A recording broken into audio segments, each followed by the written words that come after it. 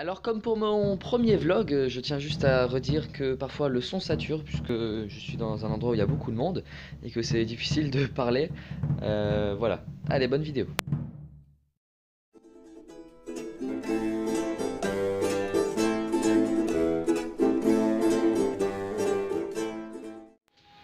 Eh bien salut tout le monde, on se retrouve aujourd'hui pour une nouvelle vidéo et je suis aujourd'hui au château du Clos Lucé qui était la demeure de Léonard de Vinci de 1516 à 1519. Alors on va faire la visite. Comme d'habitude, je montrerai des photos et des vidéos des expositions, des machines et tout ce qu'il a pu faire dans sa vie. C'est parti.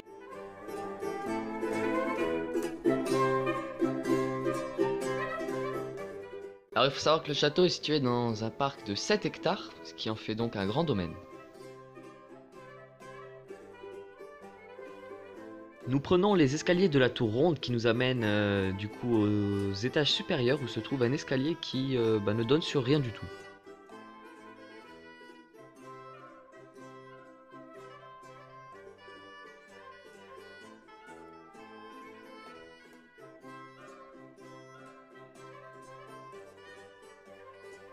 Alors la chambre de Léonard c'était vraiment une des parties importantes du château.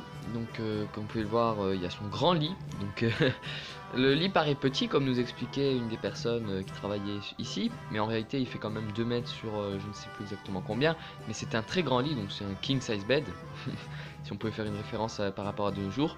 Et dans la chambre il y avait toute une exposition de la collection privée de Léonard. Donc des objets qu'il utilisait au quotidien. Et tout est d'origine, voilà, donc c'est ça qui est plutôt appréciable. Bien sûr, il y a des mobiliers qui ont été refaits, mais dans la plupart du temps, les assiettes, tout ça, c'est d'origine. Et dans la pièce adjacente à celle de Léonard se trouve la chambre de Marguerite de Navarre, qui n'est autre que la sœur aînée du roi François Ier. Et comme c'était une femme de lettres, j'imagine que la présence d'un grand savant comme Léonard de Vinci ne pouvait que la combler dans ses écrits. En tout cas, l'histoire nous rapporte cette version des faits. Et c'est vrai que quand on a Léonard de Vinci qui vit dans la chambre à côté de la nôtre, on doit en apprendre beaucoup tous les jours, c'est sûr. D'ailleurs c'est drôle puisque depuis 500 ans, les fleurs elles n'ont toujours pas fané.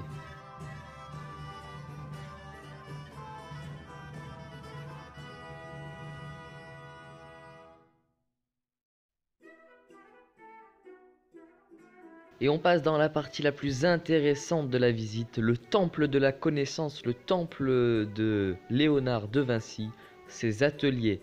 Donc il avait des ateliers de sculpture, de peinture, des ateliers de tout. Il avait aussi un cabinet de biologie, un cabinet où il disséquait des corps. Vraiment, il avait tout à sa disposition. Tout avait été mis en place par François Ier pour qu'il puisse être le plus productif entre guillemets possible. Mais en tout cas, c'est une collection impressionnante et on se rend compte tout de suite de l'intelligence de l'homme et de tout ce qui passait dans sa tête, vous voyez.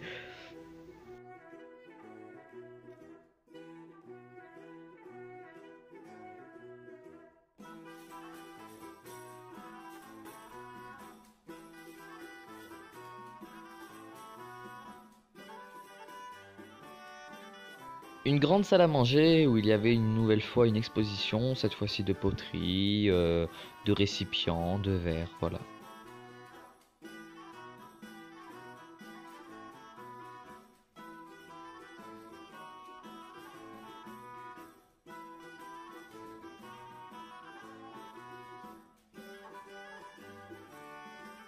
En Allemagne, François Ier à Rouen, et votre illustre renommée m'a attiré jusqu'à votre résidence.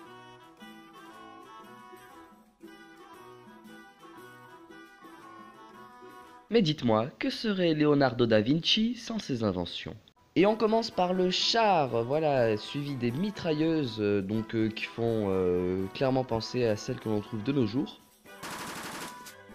Le vélo, ainsi qu'un prototype de voiture, mais oui. Il est aussi à l'origine d'une arme dont la forme fait beaucoup penser aux armes antiaériennes utilisées pendant la Seconde Guerre mondiale. Et de plusieurs ponts très en avance sur leur temps.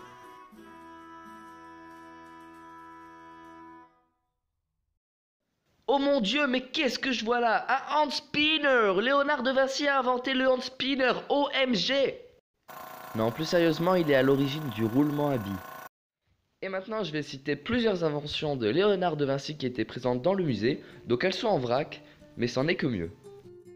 La bouée de sauvetage, qui a donné sa forme aux bouées modernes, voilà, on la reconnaît facilement. Des ponts militaires qui permettent de traverser rapidement un fleuve ou une rivière. Un système que l'on utilise encore aujourd'hui dans les barrages afin de produire de l'électricité. Le principe du bateau à roues, assez intelligent quand même. Une réadaptation de la vis d'Archimède pour pouvoir emmagasiner encore plus d'eau. Alors ça c'est vraiment un système intelligent puisqu'il permet de connaître la distance qu'on a parcourue en kilomètres. Puisque comme vous le voyez, à chaque fois qu'un kilomètre est parcouru, une petite boule tombe dans la petite boîte et du coup on sait qu'on a parcouru 1 kilomètre. Ici on retrouve le canon qu'on a déjà vu auparavant. Le premier modèle de mitrailleuse qui est quand même assez impressionnant puisqu'il peut le tirer en éventail. Et le second qui lui est beaucoup plus conforme puisqu'il tire tout droit. Le canon tel qu'on le connaîtra plus tard dans les guerres napoléoniennes, d'une forme fine et allongée. Le char d'assaut vu par Léonard de Vinci qui est quand même extraordinaire. Et pour finir, un système qui permet de planer qui se rapproche fortement d'un deltaplane.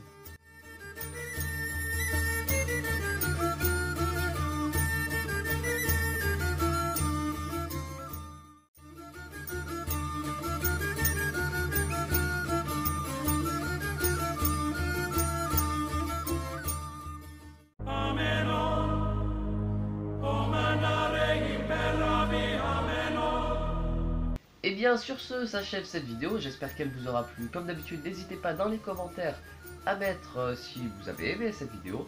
N'oubliez pas toujours de mettre un petit pouce bleu pour m'aider. Et sur ce on se dit bye bye.